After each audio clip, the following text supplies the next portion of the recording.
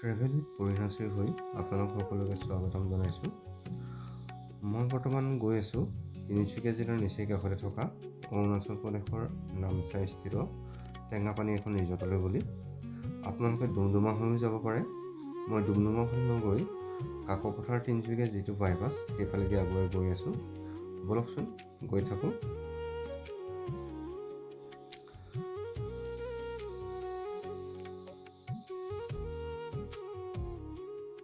আহি বৰ্তমান ডুমডুমা ওচৰ পাইছোঁহি আৰু এয়া কাকপথাৰ ডিৰাগ পথাৰ আৰু ডিৰাগ পাৰ হৈ আমি গেটখন পাম। ইতিমধ্যে আহাৰ মাহ শেষ হ'ব হৈছে আৰু গাঁৱৰ চহা ৰাইজে ইতিমধ্যে ভূঁই ৰুবলৈ আৰম্ভ কৰিছেই। কি সুন্দৰ নহয়নে বাৰু? পথাৰখন দেখিবলৈ অতি মনোমোহা হৈ পৰিছে আৰু কেইদিন পাছত আটাইবোৰ সেউজীয়া হৈ পৰিব।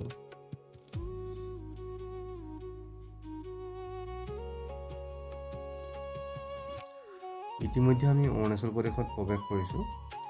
এইখিনিতে এটা কথা আপোনালোকক জনাই থওঁ, আপোনালোকে যদি এইকেইদিনত অৰুণাচল প্ৰদেশৰ নামচাইলৈ আহিম বুলি যদি ভাবিছে, তেতিয়াহ'লে অন্ততঃ আপোনালোকে ডিৰাগ গেটত 9 পৰা 9:30 বজাত পোৱাকৈ আহক। তেতিয়াহ'লে আপোনালোকে খুব সুন্দৰকৈ ইয়াত ৰিজৰ্টবিলাকত সময়টো অতিবাহিত কৰিব পাৰিব। অন্যথা আপোনালোকৰ গেটত বহু সময় ল'ব, যিহেতু অত্যন্ত ভিৰ হৈছে এইকেইদিন গৰম বন্ধ চলি থকা হেতুকে। আহি ইতিমধ্যে আমি গল্ডেন পাগোডা পাৰ হৈ পেলাই টেঙাপানীৰ স্থিত আমাৰ যিখন ৰিজৰ্ট, আমাৰ যিটো লক্ষ্যস্থান আছিল হিমনাম ৰিজৰ্ট, তাতে আহি উপস্থিত হৈছোঁহি। এখন ফলকখন আপোনালোকে দেখা পাইছে আৰু সোঁহাতে পৰে। গল্ডেন পাগোডা পাৰ হৈ আপোনালোকে অলপ আহি মাইনৰ যিখন ব্ৰিজ আছে, ব্ৰিজখন পাৰ হৈ আপোনালোকে হিমনাম ৰিজৰ্টৰ ফলকখন দেখা পাবই।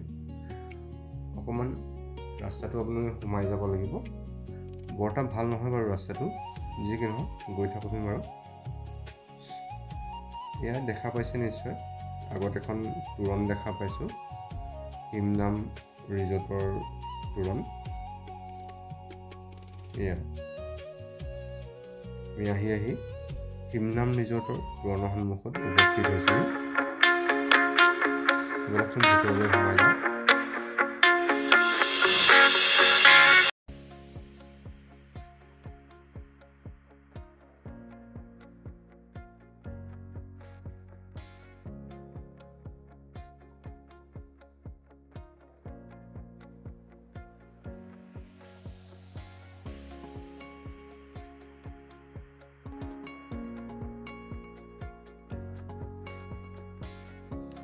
এয়া হিমনাম ৰিজৰ্টৰ চৌহদত উপস্থিত হৈছোঁহি। ইতিমধ্যে কিছু লোক আহি উপস্থিত হৈছেহি। আমাৰো আহি পোৱাত কিছু পলম হৈছে। ইতিমধ্যে 1 বাজিবৰে হ'ল। যি কি নহওক ইতিমধ্যে লক্ষ্যস্থানত আহি উপস্থিত হৈছোঁহি যেতিয়া পিছৰখিনি দেখা যাব বাৰু।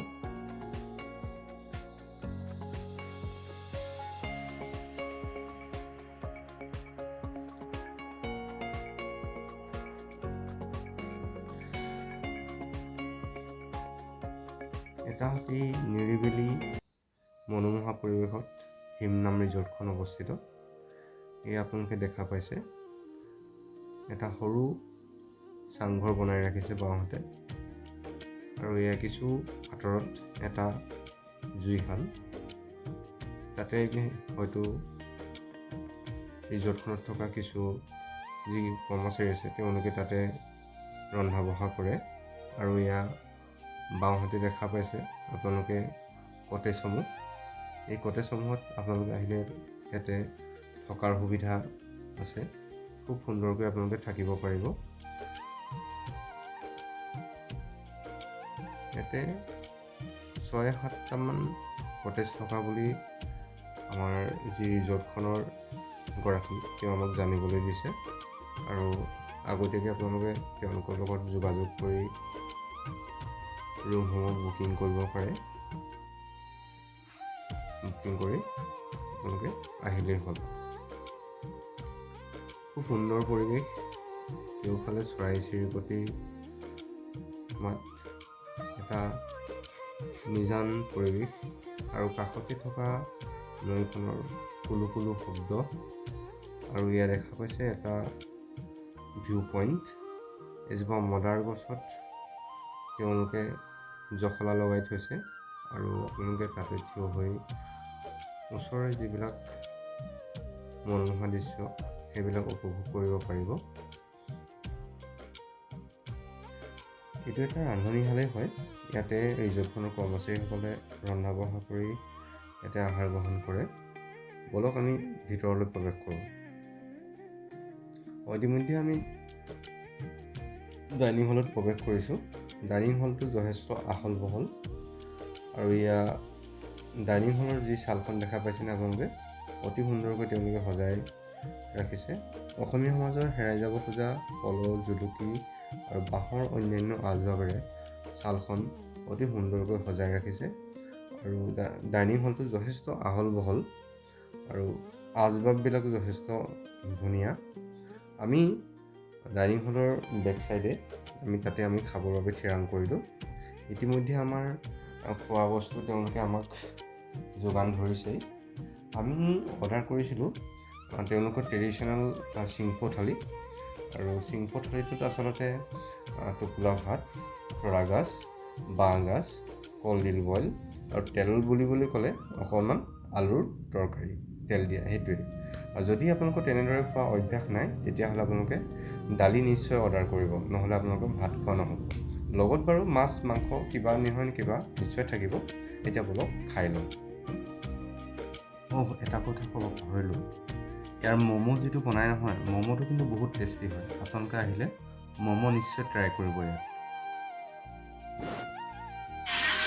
আচলতে ডাইনিং হলটো নৈখনৰ পাৰতে অৱস্থিত, আৰু পাৰৰ পৰা তলত নৈখনৰ পাৰতে পৰিছে। ইয়াতে কটেজসমূহ আছে, আপোনালোকে তাতে জিৰাই পেলাই তাতে কাপোৰ কানিবিলাক ৰাখি আপোনালোকে নৈত সাঁতুৰিব পাৰে। আৰু ইয়াতে বহুত মানুহ ইতিমধ্যে হেৰি কৰিছে দেখা পাইছে। এখন সৰু কাঠৰ দলং, নৈৰ পাৰতে কাষতে, আৰু কিছুমান কাঠৰ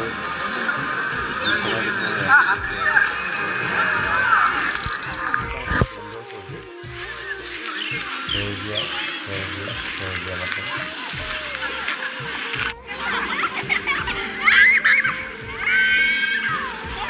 সুন্দৰ মানুহ পৰিৱেশটো, ডাঙৰ ডাঙৰ গছ, বিশুদ্ধ বতাহ, আৰু এয়া আমাৰ পৰিবাৰ। কেনেকুৱা লাগিছে? ঠাণ্ডা না পানীখিনি বাইদেউ?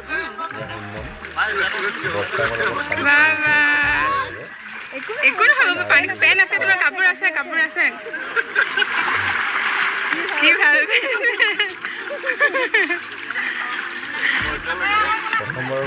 সি থিয় হ'ব নোৱাৰে নি ছাৰ তাত? হাৰ্ষিপ থিয় হ'ব নোৱাৰিব? একো নহয়, তিতিলে এনেও পেনটো। এইফালে চোৱা।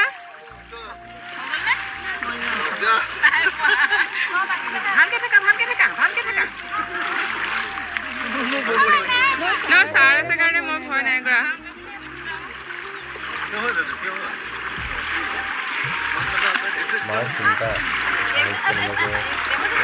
দেৱজিত জানো ক'ত গ'ল বাইদেউ? একো নহয় ছাৰ, তাৰ কাপোৰ চব লৈ আহিছোঁ। হাৰ্ষিবৰ ঢেৰ কাপোৰ লৈ আহিছোঁ। এবাৰ সি অলপ মূৰ কোলাত উঠিলে, তাক পানীত নমাব লাগে। অলপ লৈ পেলাই তাক পানীত নমাব চেষ্টা কৰিলোঁ, কিন্তু সি নানামে। পাহাৰৰ পৰা পানীসমূহ নামি আহিছে, ফটফটীয়া পানী। কিন্তু অন্য যিবিলাক ৰিজৰ্ট আছে, সেই ৰিজৰ্টবিলাকৰ তুলনাত ইয়াৰ পানীটো অলপমান ঘোলা, কিন্তু দেখাত কিন্তু ইমান গম নাপায়। কিন্তু আপুনি যেতিয়া নৈত গা ধুবৰ বাবে নামিব, তেতিয়া সেই পানীটো যদি ভালকৈ চায়, বাকী ৰিজৰ্টকেইখনৰ তুলনাত ইয়াৰ পানীটো অকণমান ঘোলা হয়, কাৰণ পাহাৰৰ পৰা যথেষ্ট তলতহে এইখন আছে নৈখন।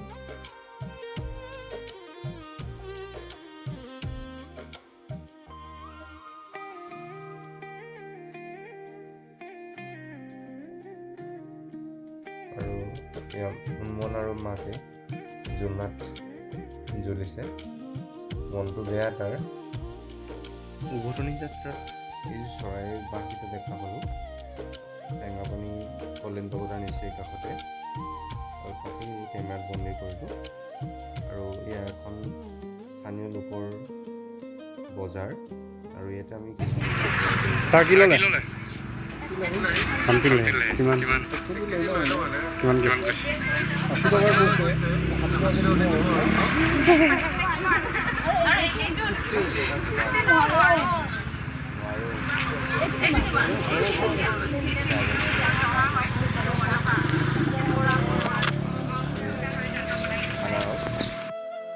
বাঁহ টেঙা, ভোট জলকীয়া, কত যে কি, এয়া মাটিমাহ, এয়া ৰাজমাহ, চিৰা আৰু বহুত কিবা কিবি। আৰু এয়া এফালে জহা কোমোৰা, ৰঙালাও, দাংবড়ি, বিভিন্ন খোৱা বস্তু সম্ভাৰেৰে তেওঁলোকে এই বজাৰখন ইয়াতে আমাৰ বাবে বা অন্যান্য ফুৰিবলৈ অহা লোকসকলৰ বাবে ইয়াতে বিক্ৰীৰ বাবে সাজু কৰি ৰাখিছে। আপোনালোকে যদি ল'ব বিচাৰে ল'ব পাৰিব। লাহে লাহে ডাৱৰ নামি আহিছে। আচলতে বতৰটো খুব বেয়া। এটা অতি সুন্দৰ দিন অতিবাহিত কৰি ঘৰলৈ বুলি আগুৱাই গৈ আছোঁ। বৰষুণ দিবই চাগে এতিয়া। কওঁতে কওঁতে বৰষুণ দুই এটোপাল আৰম্ভ হৈছেই। যি কি নহওক, পুনৰ এটা নতুন ভিডিঅ'ৰে লগ পোৱাৰ প্ৰতিশ্ৰুতিৰে আজিলৈ আহিছোঁ। ধন্যবাদ।